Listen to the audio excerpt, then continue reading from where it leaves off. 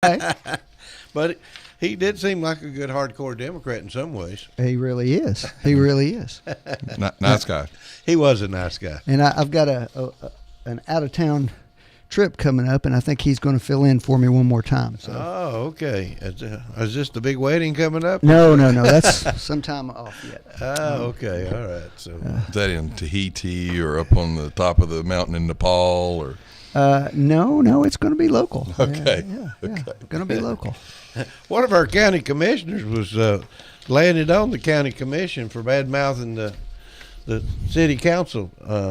Charlotte Peak Jones was laying it out there pretty hard and heavy, and I think Howard Thompson didn't agree with her at all. But anyway, I think that's good that she is pushing that they try to work together a little more. Well, that was a sentiment that we've expressed in here a number of times, that they need to work harder to try to get along. And I think she was just saying some of the rhetoric gets out of hand and doesn't contribute to working together. Well, we say this all the time. The problem is, no matter who argues what and who wins which argument, the taxpayer foots the bill for all of it. So the idea that, if the county gets a bunch of money out of the city, they've somehow won, all the county residents that live in the city will pay for that. Well, Howard Thompson says the city started it. Well, where do you want to start with that? Right now, Howard's he's obsessed with having the courthouse surveyed and find out if they own the parking spaces around it or not. Well, and I don't mean to be ugly, but I would just like to know which one of Howard's friends got a ticket. Mm-hmm. I mean, that's what this is probably about. That's exactly what it's about. So all of this and whatever damage might come from it, all so we can protect one of our buddies. Now, it's supposedly a county marked car, so I don't know what a county marked car looks like. I mean, I know what a county police car looks like. What's a county marked car look like? I guess it has a government tag. I don't know. I don't know. But anyway, I can't imagine us. Now, let me be clear. I think the city's not above, doing stuff just to poke someone in the eye, an individual employee. But at some point, you go, does this rise to the level where we tie up both systems of government over a simple ticket? I mean, well, I'm it'd certainly sure be interesting. All those spaces around the courthouse are limited in the time that you can be in them, presumably to help citizens do business that pay taxes. Well, no, I'm not talking about the regular downtown spaces. I'm talking about the ones directly around the courthouse. Right. They're limited to 30 minutes or something, so people can go in and out of the courthouse to do business. That's right. So if somebody's there longer than that period of time, I don't care who it belongs to. It's affecting everybody. So that seems to me to be even if it's a county marked car. Well, they're there for citizens to be able to go in and out of the courthouse. And I'll, this will be odd. I'll support Franklin. If there's a reason that a county marked car should have some longer time period, then it should have been written into the original ordinances that the police are charged with upholding. We run into that. I ran into years ago, a guy wasn't supporting a sheriff running for re-election because he said, he raided this and he got that. And I went, well, it's against the law. Yeah, but they've not done it in the past. You really want a sheriff to pick and choose which laws he enforces and which law he doesn't? Mm-hmm. If you'll drive around the courthouse, you'll see about 3 or 4 spots down there towards the end that are labeled for the sheriff's department. So obviously we figured out the sheriff's department needs a place to park so that they can be there for longer periods of time for their job. Right. If you don't have one of those specific exemptions, then you should obey the same law the rest of the taxpaying citizens have to obey. Go over to the parking lot. Move your car. If it's been if it's a 2-hour spot, in 2 hours, go move your car. Yeah. Well, anyway, I don't know what Mr. Thompson's going to achieve after they pay a surveyor to survey that, and he's got the county attorney looking up the historical records of it right now. Just want to know. Hey, we just want to know. So let me see if I got this straight. They're talking about raising taxes on the county taxpayers, and we're going to spend money on this. Yes. And waste time on this. Yeah. You'd think that there are weightier issues for them to consider. I mean, I think they ought to get the dog situation worked out before they survey the courthouse square. And that's about I thought that was really an unimportant waste of time, but now we've found something even bigger waste of time. Well, anyway, I want to hand it to Charlotte Peak for bringing that up. I thought that was proper timing, and I think the city of Cleveland, the commission needs to do the same thing. Well, now don't get me wrong. The city's not blameless here. They poke the county when they have an opportunity as well. You know, I don't know. Well, her point wasn't about whose fault it was. Right. It was about let's try to talk to each other instead of yell at each other. Well, and I think wait a minute. And all Howard's we can't do that, John. In fairness, Howard got upset when the city started talking about starting their own ambulance service, which is absolutely ridiculous. Well, you know, if you're going to go down that road, we're now talking about needing parity in the fire department. Well, I'd like all the people that pushed the separate fire department to begin with to explain to me how we're now all of a sudden back to where we have to have parity with the city, which I'm assuming will damage the cost curve that they all said this was going to be cheaper. Are we going to revisit all of this now that our fire engines cost $200,000 more? Now we want parity with the city employees. Was it really cheaper to go out on our own? It was interesting. I noticed in the article a factor that I would suggest contributes to this circumstance.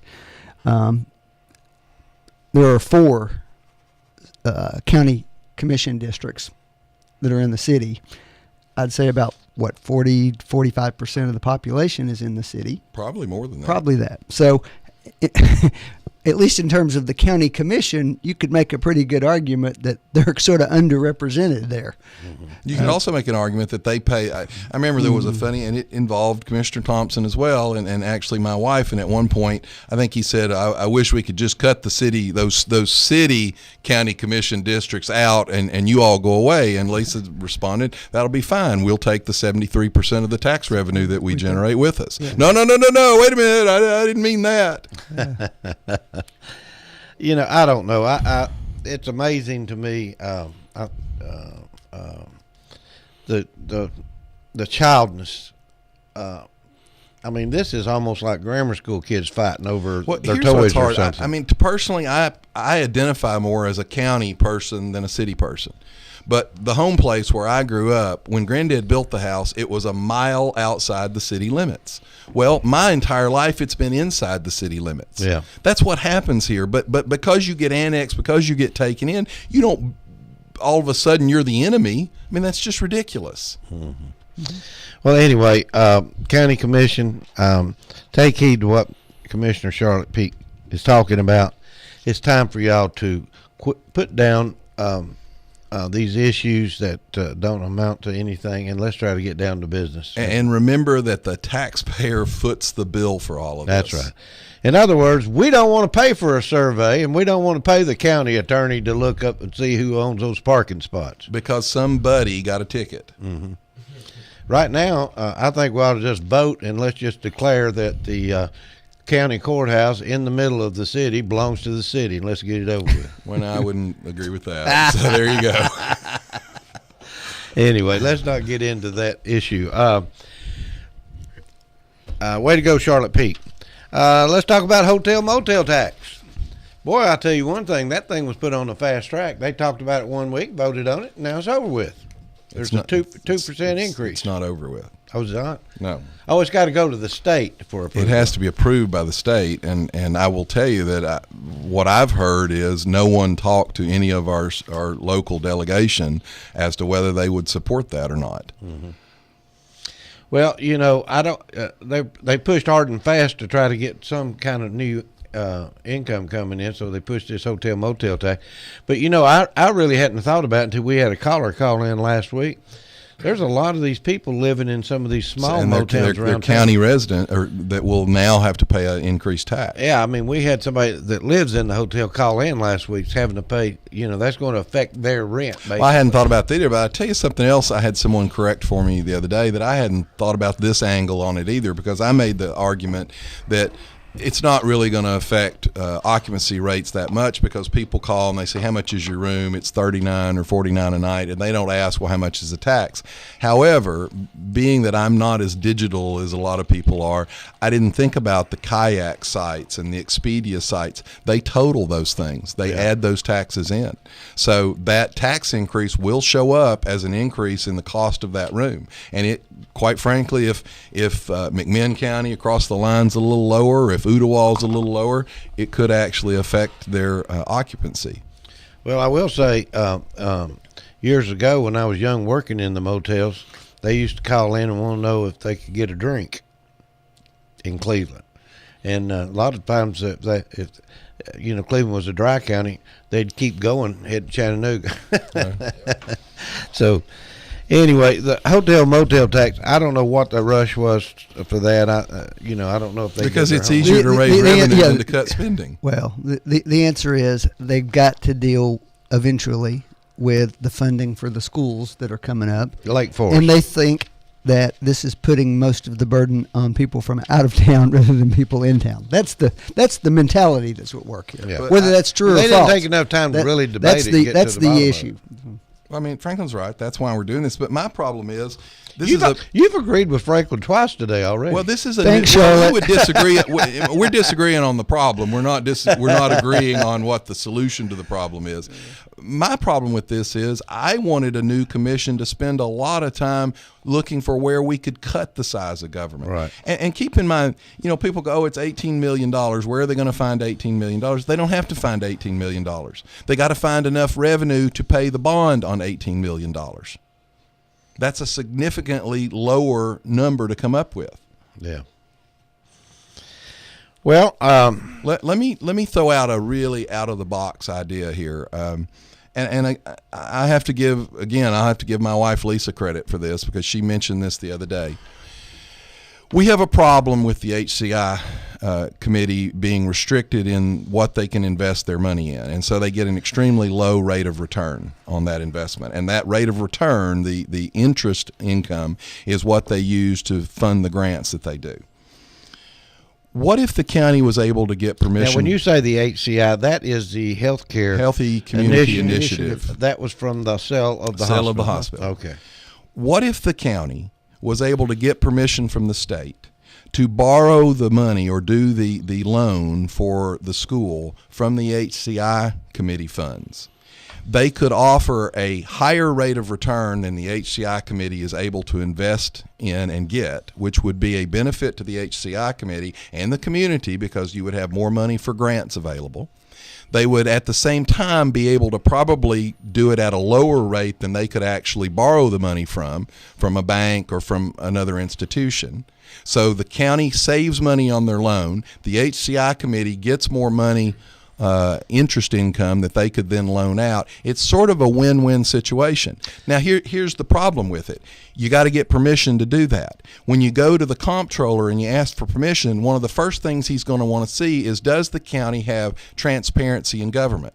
And the first thing he's going to want, since he writes the county up every single year on the audit report, is the 1981 Financial Management Act. He wants a management act that's not 60 years old, that we're currently operating on. He wants a more modern, a more transparent act. He also wants an audit committee, which we had, and unfortunately Mayor Davis killed just a few years ago. Now, we're talking about putting it back in place, but we're talking about putting the County Commission Finance Committee on as the audit committee. That's like having the wolf on the committee to protect the sheep. The whole point of an audit committee is to have separation. So you've got some issues like that you would have to address, but if we could address those issues and have more transparency in our government, we might actually be able to have a win-win situation there. Let me ask you a question. I see a little problem with that. I mean, that's a great idea. I think it's a great idea. I'm not saying it'd work, but at least it's outside the box thinking. It's a great idea, but what happens is when the bills come due, when the payment gets missed. So what you're saying is, you think the county would treat the HCI committee without the respect and without the legal commitment that they would treat, let's say Morgan Chase Bank? Yes, I do. I think. Well, that's a damn shame. I know it. I think they'd look at it if they were in a pinch and say, "Well, that's our money anyway." But that's a damn we'll shame. We'll pay them next month or the next month. And you may be right, but if that's the case, that's sad. I would say, well, it is sad, and I have a feeling that there's some truth in what you just said. I promise you, I'm telling you, that's a so normal we way can't with credit. trust ourselves to keep our own word to ourselves. We can't trust ourselves to run one fire department. Mm-hmm. Well, my point was, if you really think about how a situation like that would work, that's a win-win. You get the school, you get you save money on the loan, and you increase money on the investment. I agree. It's a great idea. I'm not sure. I know one time there was an entity I was involved with that made a loan, and what they did is all the banks came together in town to make the loan, so that way if the loan went in arrears, that no one bank had to take the hit on it. Well, it's a shame if that's possible, and I don't know that it is. The comptroller could say no. There are a lot of legal restrictions on the HCI, but if that was a possibility, and it died simply because we're not trustworthy, that is a real shame. If I was the comptroller, it really and truly, that would be what he would be thinking too. I would. Well, think. the problem is the when he looks at us, he's going to see that we haven't adopted the 1981 Financial Management Act, which he's asked us to do for years now. Mm-hmm. He'll see that we don't have. Not only do we not have a audit committee, but we had one and basically killed it. Yeah. And he will not see that as showing transparency in our financial transactions. Well, it's a good idea. We'll have to look into it. I think it's worth looking into. I guess we could do a couple things here. I could go off on vaccinations, or I can go off on Tennessee Haslam Obamacare. Well, that's in session right now. Let's talk about that a little bit. You guys both are probably pretty familiar with what's going on, and Governor Haslam has launched something that's not Obamacare, but similar to Obamacare. Well, it's authorized under Obamacare, through Obamacare. Okay. Anyway, I'm going to let you guys talk about it and explain a little bit what's going on. Franklin, John, who wants to start? I'll let John go first. Well, you've got about less than half of the states agreed under Obamacare to expand Medicaid. Tennessee did not expand Medicaid originally. Now, I will ask people to take note of the fact that Governor Haslam, who I think has done a good job, and I think has done some really courageous things with actually cutting the size of state government. So I'm pleased with that, but I don't understand how this fits. Because take note that Governor Haslam didn't do this before his reelection bid. He did this and announced this after his second term was secured. Right. It is authorized under Obamacare. There's some things being told that I don't think will hold up. For example, we're being told that it's a 2-year pilot plan and we can get out of it whenever we'd like, and that we have permission from the federal government in the waiver to get out of it. Here's the problem. The federal government's not the one that'll decide whether we can get out of it. It's Gordon Bonnyman and the lawsuit and the federal judge that will decide whether we can get out of it. And if you remember, Gordon Bonnyman took us to court for years over the TennCare cuts. And the reason the federal courts agreed for us to cut that was we had no obligation in the first place to provide that coverage. The problem here is once we provide the coverage as authorized under Obamacare, more than likely the federal courts will say you do have, once you accepted that mantle, you do have a legal obligation to do it, and they probably won't allow us to back out of it. All of these exemptions that they're saying the federal government has given us, you feel free to pull up the other states that did the Medicaid expansions. All of the same exemptions that we're claiming were denied to these other states when push came to shove. The federal government said, nope, not going to let you do it. All of these other states that expanded Medicaid actually cut current recipients' benefits in order to pay for it. I believe Maine quit covering brain tumors. One state started requiring a $3,400 premium for children, indigent children's coverage. They've quit covering medications for multiple sclerosis. They've cut all kinds of other things in these other states to pay for this. So it's not going to work out the way they said. And lastly, quite frankly, 88.1% of everybody that will be covered is a single able-bodied adult. Now tell me why 88.1% of the single able-bodied people in the state who will be in this program, why should the hard-working people who are paying their bills, paying their taxes, why should they have to cover those people? And lastly, the Hospital Association says, oh, we're going to pick up the tab if it doesn't come due. And that's who the legislators right now are being bombarded with phone calls from. It's the hospital employees. Well, the problem with that is over 65% of the hospital's bad debt comes from non-paying insurance-covered people, not indigents. So if they're trying to claim this indigent, coverage that we have to pay for is the reason we're losing money. Almost 75% of their loss is not from indigents. It's from people who have insurance who just don't pay their bill. And lastly, where are they going to get this money? They say, oh, we're going to pay the bill. They're not going to take it out of their profits. They're going to pass it along to the rest of us, which Franklin over the years has always said we're having to absorb the cost of these indigents. Well, where do you think the hospitals are going to get the money to make this up? And the last thing, which is the biggest insult of all, they keep saying there's no Tennessee tax dollars involved in this. That is just on the edge of being an untruth. Tennesseans pay federal income tax simply because we're getting a big chunk of money from the feds, who are $18 trillion in debt and borrowing money from China. We pay that. That's federal tax dollars that Tennessee taxpayers pay into. So it is Tennessee money. It's just like we said on the county and city level. It's all paid for by the taxpayer. We can't afford it. It's a disaster and a mistake in the making. Now, let me say this before Franklin intervenes.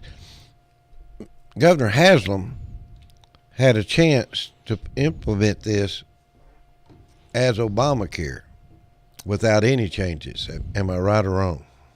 Well, yeah, that was the way it was. So what are the changes from the original Obamacare into the Haslam plan? Do you know? Go ahead, Franklin. What the governor has proposed, and which he's gotten permission to do, is to expand the number of people who have the ability to pick up Medicaid, in this case, but with many of those folks being able to charge them some income-based premium as opposed to just free. Most of the people co-pays. What if they don't pay? Most of the people who are you going to? No, it's a premium. I know, but will they kick them off if they don't pay it? Well, that's my understanding. Well, most. Let me finish. Now, I've sat and listened to you. Right. Most of the people who are covered by this expansion are working people. 88.1% single, able-bodied people. Okay, they're working people who could not otherwise afford. Based on what do you say that? Based upon income. How do you know that? Franklin, here's my point. John, there has to be a cutoff. So at what cutoff are you earning enough? This is not everybody qualify? In Tennessee. It's 88.1% of them are single, able-bodied adult. No children involved. Single working people. All right. Who are otherwise going to emergency rooms for medical care. Right. I will point out that virtually every hospital in the state of Tennessee supports this expansion. Of course, it's federal money. You say that they're only losing money from other things. That's simply not accurate. Indigent care is a big issue. It's less than a third. And there are rural hospitals in particular who are hanging on just by a fingernail because of the cost of indigent care. It is a substantial factor. Now, the second part of it is, and John said a few things that I don't think are accurate. For example, he used Maine as an example that they're cutting Medicaid. Well, that's true, they are, but Maine didn't take the Medicaid expansion. They're cutting traditional Medicaid back, and it's causing a real uproar there because they could have taken the expansion and gotten some extra money. Instead, Where's the money they're cutting come from, Franklin. It's got to be taxed. Does the federal government have a surplus right now? In Maine, John, it would be accurate that they get back less than they pay in. Does the federal government, on the other hand, get more? But do they have a surplus? Of course not, John. So we're borrowing money every day in the federal government, correct? Sure. So it is completely irresponsible for people to say, "Hey, this money's out there. Let's take it," because someday that bill comes due.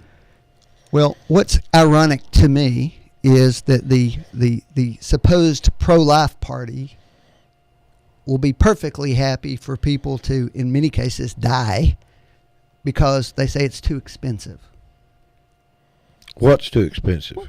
To provide coverage to these people who are working, who can be charged a premium, but based upon their income, which is the plan that Haslam has proposed. Can I say something about that real quick, just intervening? I remember when I was growing up, and I was kind of young and dumb, and I worked, and I didn't have a whole lot of money. Mm-hmm. But one of the things that scared me so much was having something happen to me and being bombarded by a high hospital bill that I couldn't afford to pay. So I scraped, and I paid insurance when I couldn't really afford it. Mm-hmm. But I had insurance to make sure I didn't have that happen to me. Mm-hmm. Now then, most people work, am I right? Sure. Most people have the ability to get insurance because they work, am I right? Or their employers used to provide it. Mm-hmm. Now, I know my insurance has gone up drastically. My copay right now is $4,000. I mean, that's what my deductible. I'm sorry, my copay. That's not a very good plan, Steve. No, it's not. It's not a good plan. My deductible, I think, is $4,000. Now, I just had surgery, and of course, it happened on the first year. My wife was delighted that she wished I'd had it at the end of the year instead of the first, because I met it last year. Mm-hmm. But I'm going to meet this. So now then, I'm going to have scheduled appointments the rest of the year, I guess, because my wife's going to make sure I go to every doctor in the world the rest of this year. Mm-hmm. But I guess what I'm trying to say is now then we've got the unemployed who don't work that are, a lot of them have hard times and they're between jobs. Yes. Some of them are. But there's a whole lot of them that's just sucking off the government, and I hate to say that, but, they are. There's a lot of, you can go over here and stand and watch what happens. But there's a lot of people drawing disability, and there's a lot of corruption going on in our system right now that I think if we worked hard to clean that up. Well, nobody's opposed to trying to clean up corruption. Okay. What have we done to try to do that? But a large portion of the Medicaid population are children, first of all. So 88.1% of these people are single, able-bodied adults. Let me argue with you. If you want to take some money and help the children, we'll agree to help the children. Why are you spending it on single, able-bodied adults? Thanks for pointing that out, Franklin.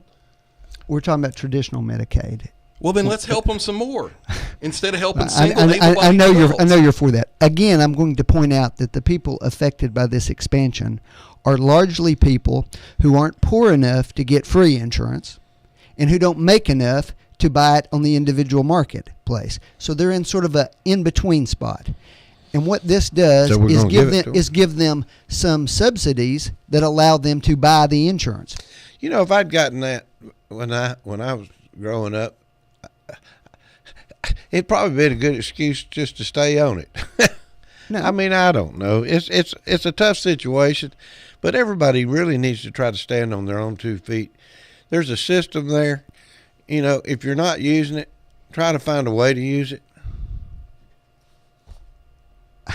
I don't know what to say to you when we're talking about people here who have jobs. First of all, okay, they have a job. They ought to be able to buy their own insurance.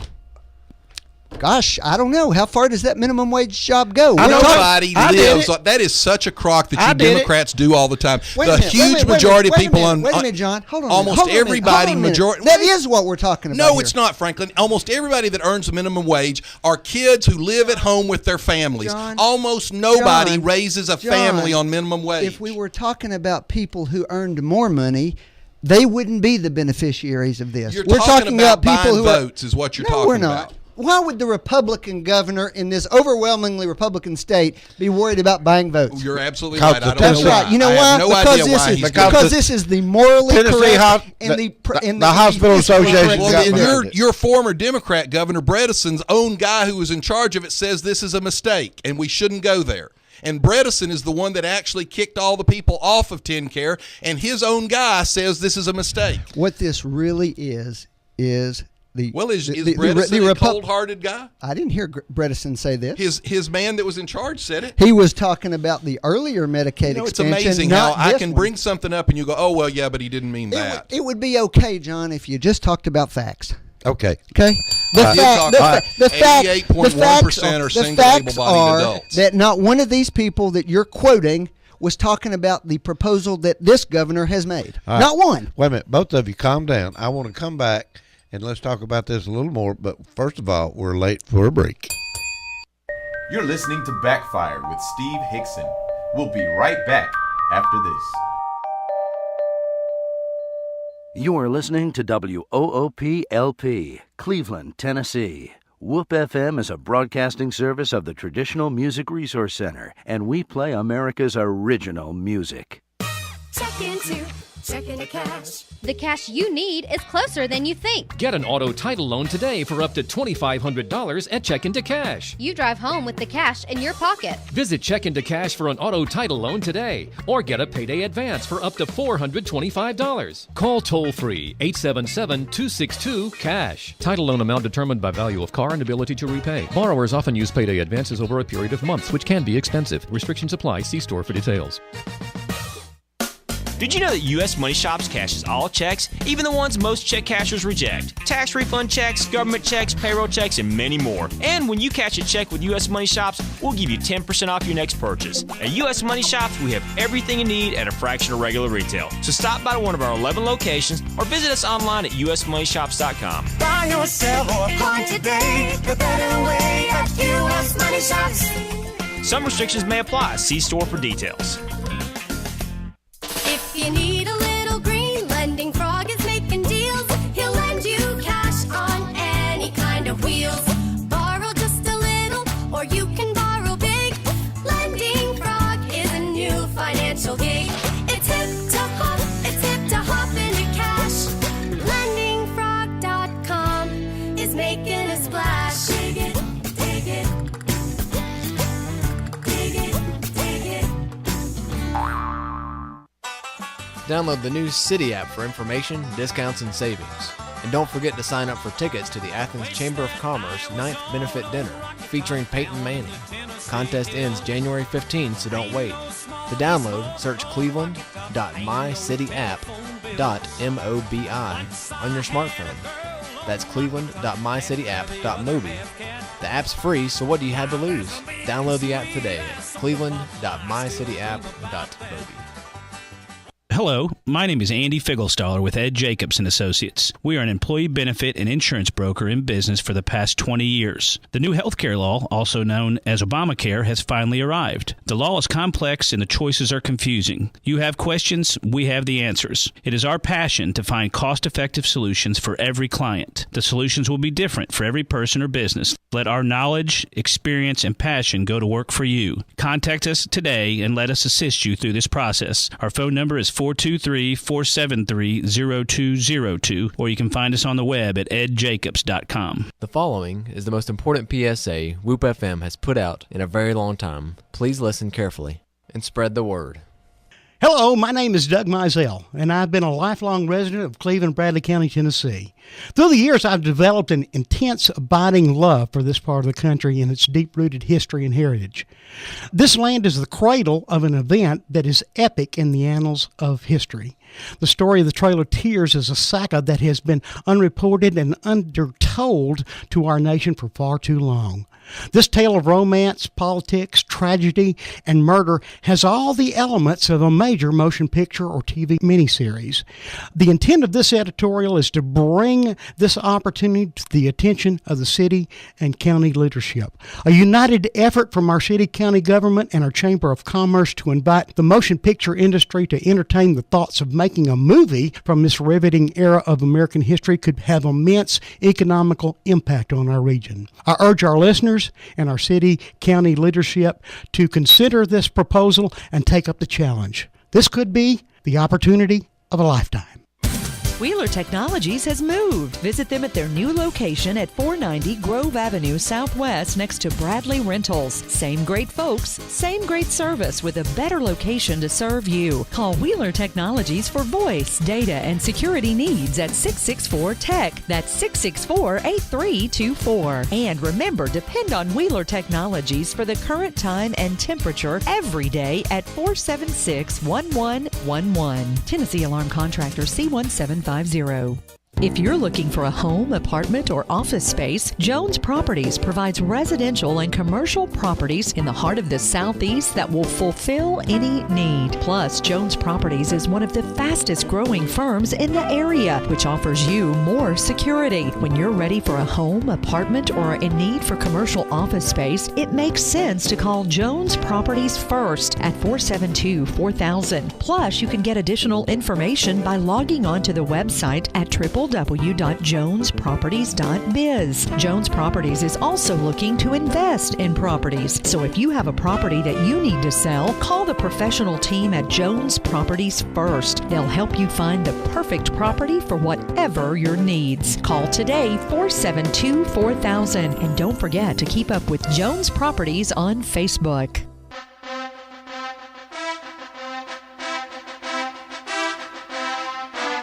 Rockies on.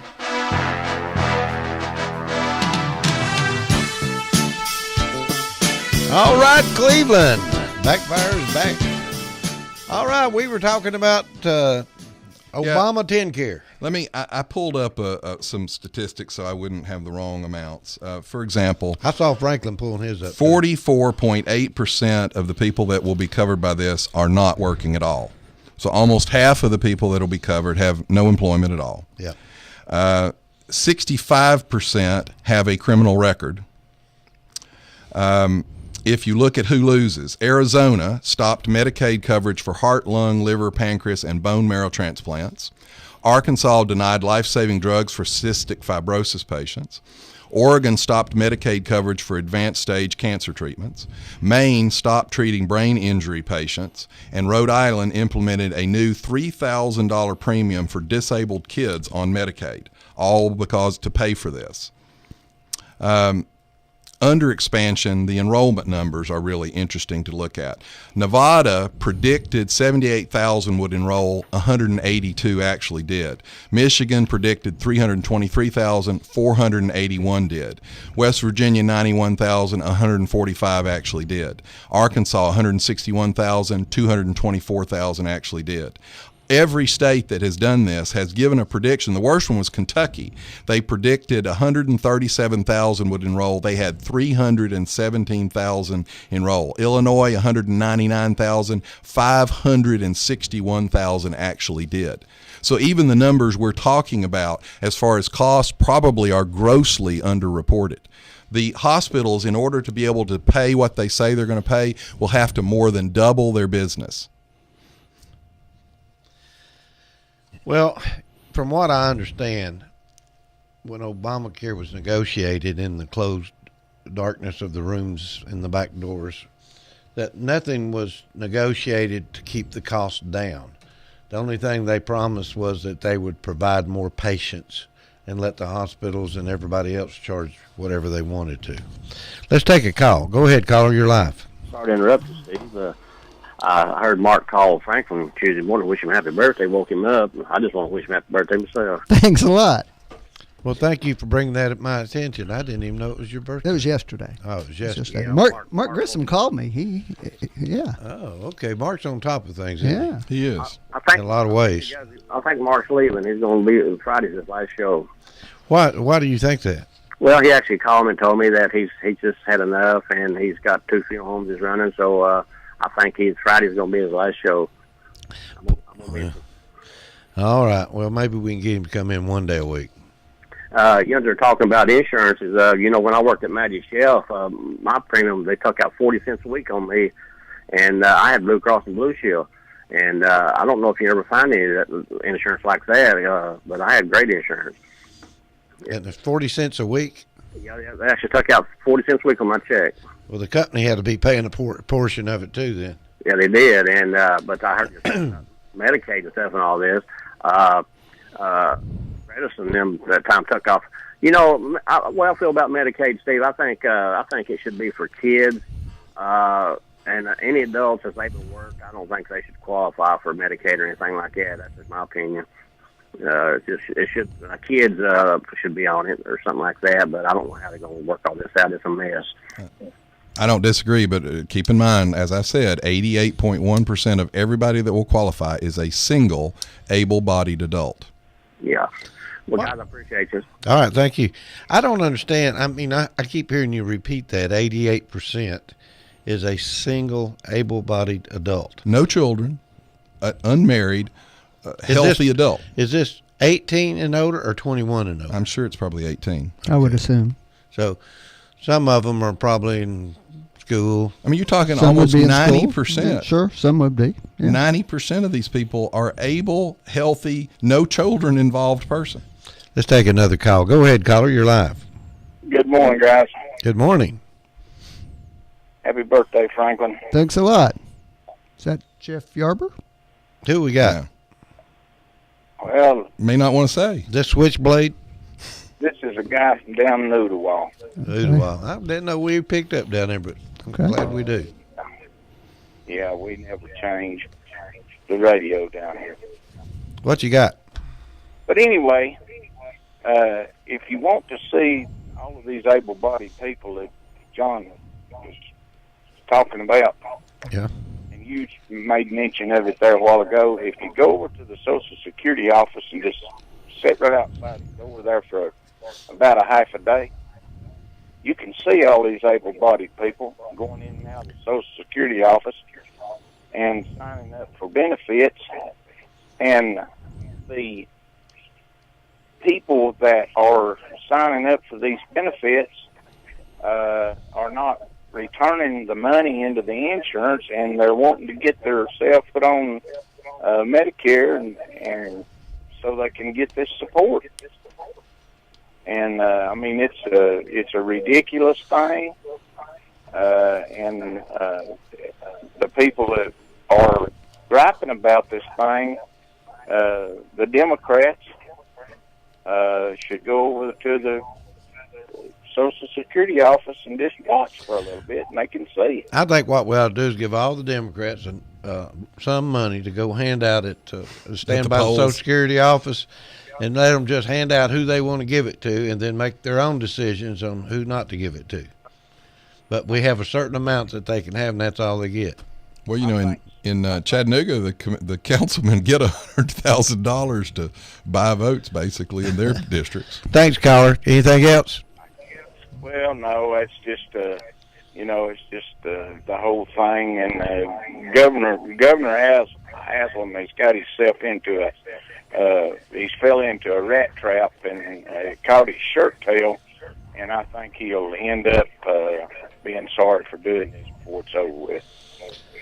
Well, that'll tell. But the taxpayer will be even sorrier. Yeah. Well, that's true. That's true. I agree. I've enjoyed Haslam up to this point, so anyway, we'll see what comes out. Yeah, up until he didn't have to run for re-election again. Thanks, guys. Thank you. Anyway, 88.8%. 0.1. 88.1. Franklin, what do you think about the president's budget that he's presented? I think it's $4 trillion. Is that what it is? I think it's the starting point for the negotiations that'll take place? Well, the negotiations. Mhm. The New York Times, now this is the liberal New York Times, described his budget as more utopian than practical. Nobody, even the left, thinks that this was a reasonable budget. Of course, you know, why Well, would what we, they meant by that was that that the Republican Congress wouldn't pass it. That was the utopian part no, of it. Franklin. They wouldn't use the word utopian if that's all there was to it. But utopian implies perfect world, you know. And let me remind Sure. you all, only one of Obama's budget over the last 6 years has been passed at all. And that was under Democrat majorities. In 2012, his budget was defeated by the Democrat-controlled Senate 97-0. In 13, his budget was defeated 99-0. Both of those were democratically controlled Senates. This is not a serious budget. I'm sure that the Republican Congress is going to just Well, pass Franklin, a budget. It's did gonna the sail right were through the it. Democrats because racist? they all agree with each other? Were the right? Democrats racist when they voted him down 99-0? Who said anything about Well, racism? anytime a Republican opposes him, it's because he's black, or because they're mean, or because they don't want to cooperate. The Democrats didn't want to cooperate because his budgets are not serious documents. That's the problem here. $4 trillion in spending, Franklin. Okay. Do you disagree with the proposed increases in the defense budget he proposed? I disagree I'm just with asking you, John. Do you or not? Not that. I'd You're- spend so more you're on for I'd that. spend more on defense. So you're for that. Absolutely. Okay. All right. But I wouldn't spend it on everything else. Let me go through a little bit of his budget taxes that he's going to do. He's going to tax the overseas profits of manufacturers. Now that's fits in with he and Elizabeth Warren's the evil corporate income, even though he bragged about how much Wall Street has made. But what people don't understand is the reason that money's over there is because they're trying to protect it. Well, guess what they do with that money? It's not sitting in a bank.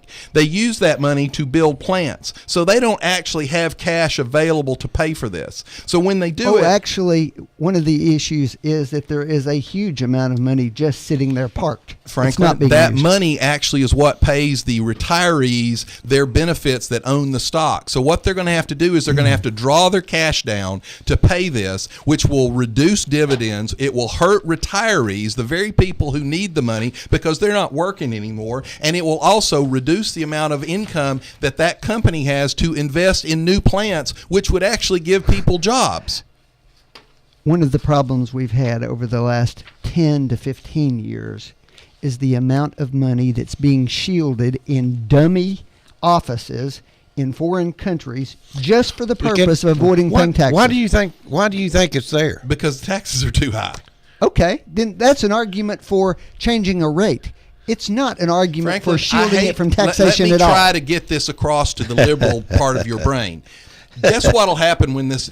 We've already had about 5 major companies just in the last 6 months move out of the United States completely. They We've move had to several Canada. bring them back too. They move out when you tax them First too of much. all, they're not moving out. That's the point.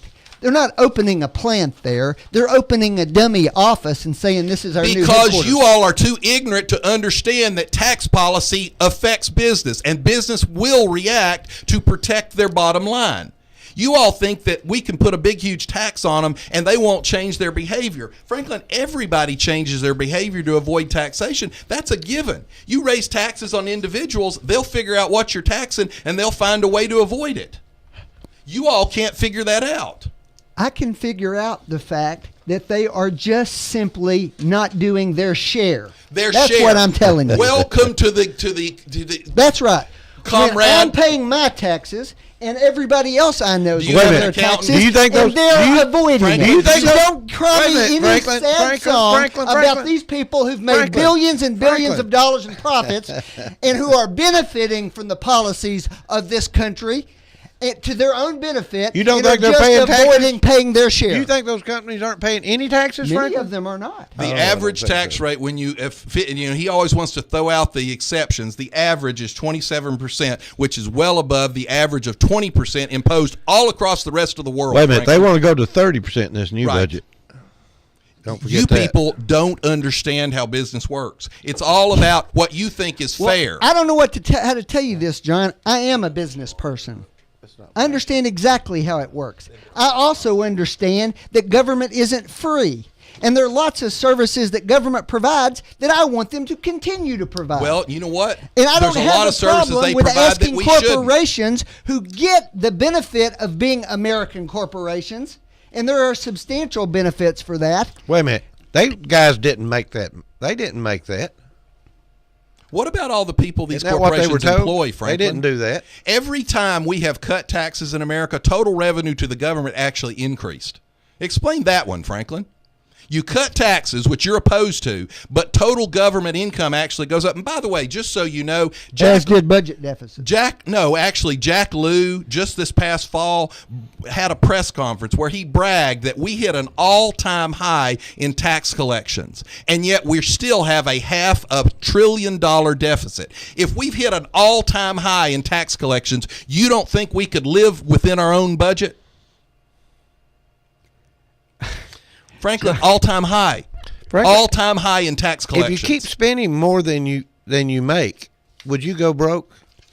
Well, no, in your job, if you spent more than you make, would you not go broke?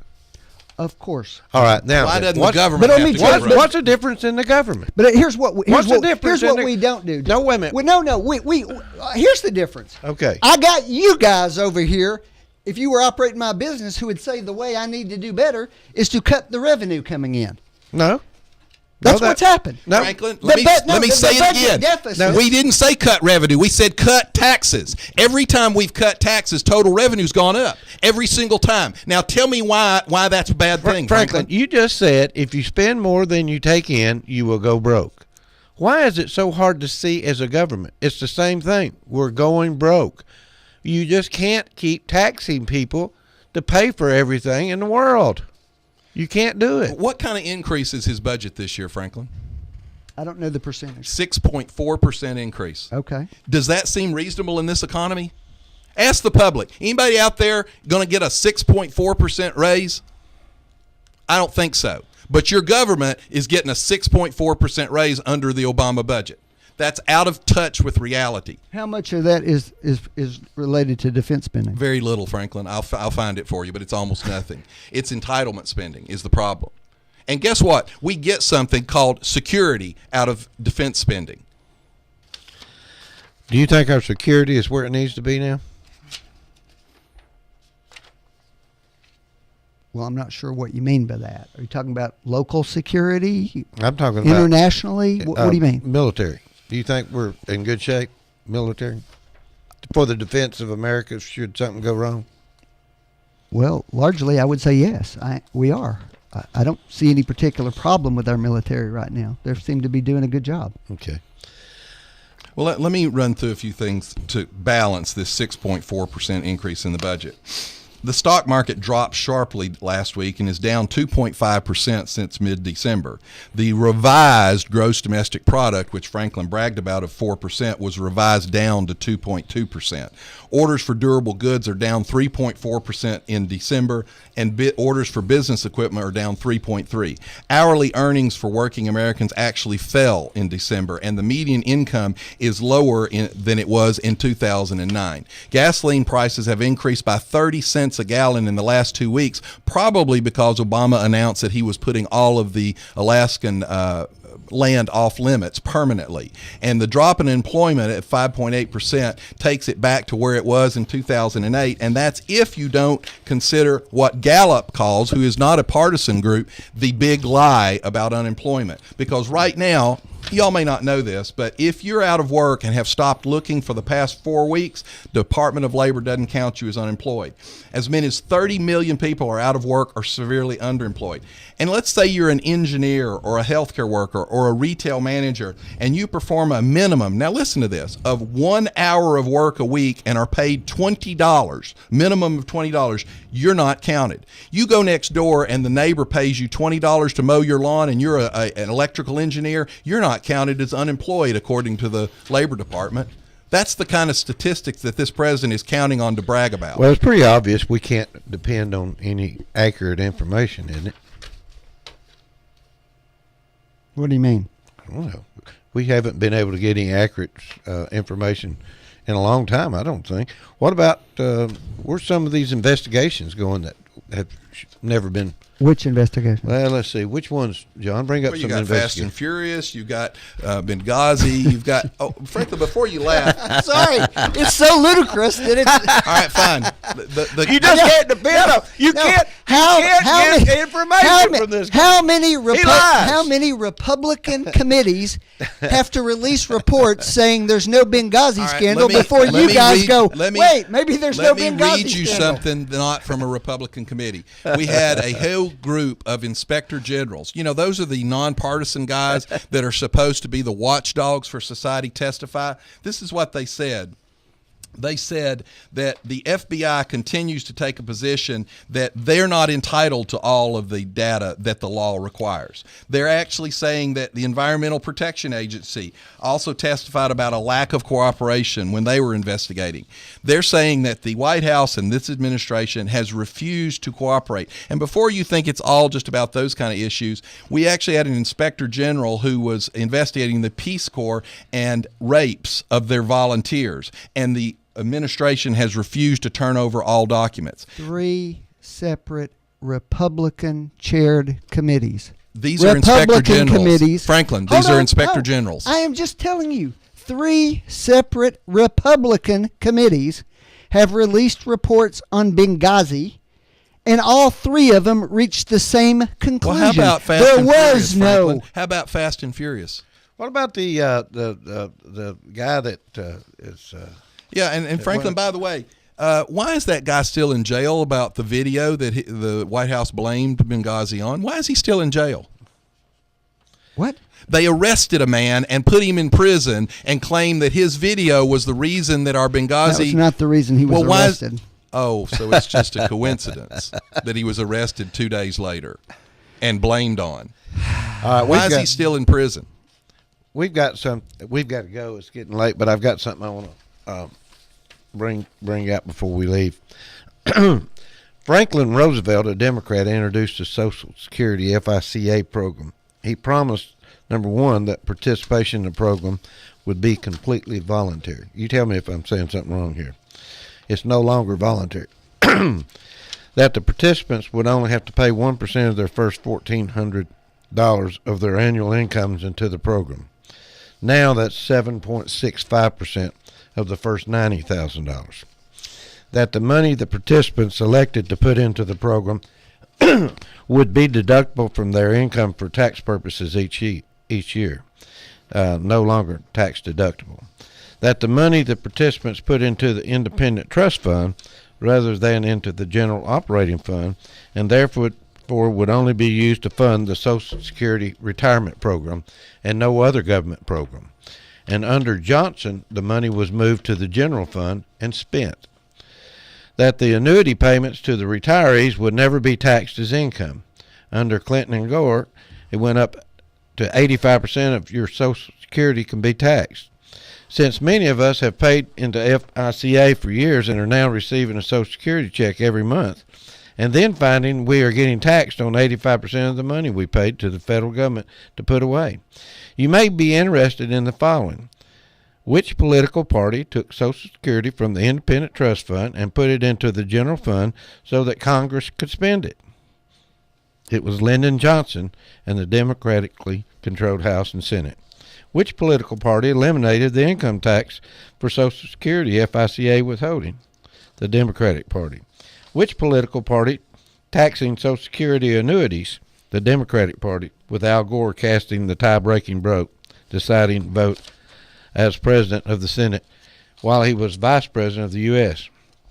Which the political party decided to start giving annuity payments to immigrants? That's right, Jimmy Carter and the Democratic Party. Immigrants moved into the country and at the age of 65 began to receive Social Security payments. The Democrat Party gave these payments to them, and even though they never paid a dime into it. Then after violating the original contract, FICA, the Democrats turned around and tell you that the Republicans want to take your Social Security away. Am I right or wrong in anything I said? Every change, every deduction, every damage done to Social Security was done by a Democratic administration or a Democrat Congress. Franklin, those are facts. Can you refute any of that? What I can refute is that the problems in the Social Security Trust Fund have more to do with longer life expectancies that people Well, have let me than ask you a anything question. else. Would the problem be better or worse if they hadn't started putting IOUs in it? Well, I'm absolutely in agreement with Did you the on that Democrats point. do that? Yes. Well, and then- guess then- what? A then lot of quit. Republicans voted for it too. Then, actually, They no. A few may have, but it was passed by the Democrats. Let me leave you with a thought now. Go ahead. Don't forget what I told you. Between 2002 and 2011, General Electric, America's biggest manufacturing company, paid an average tax rate of 1.8%. And they currently have $112 billion parked in offshore accounts to avoid paying taxes. And thank you for pointing that out. And let me point out that their CEO also owns CBS News, which has helped the president. He sits on the president's Council of Economic Advisors, and they're one of the biggest supporters of Obama and Obama's policies we've had. And they were able to persuade the And Democrats to this president is trying to raise their taxes. They're his biggest supporter. Trying to raise their taxes. Bye-bye, folks. Thanks for... You've been listening to Backfire with Steve Hickson, John Stanberry, and Franklin Chansey. Catch them again on Whoop FM at noon today and every Wednesday morning from 7:30 to 8:30. Now,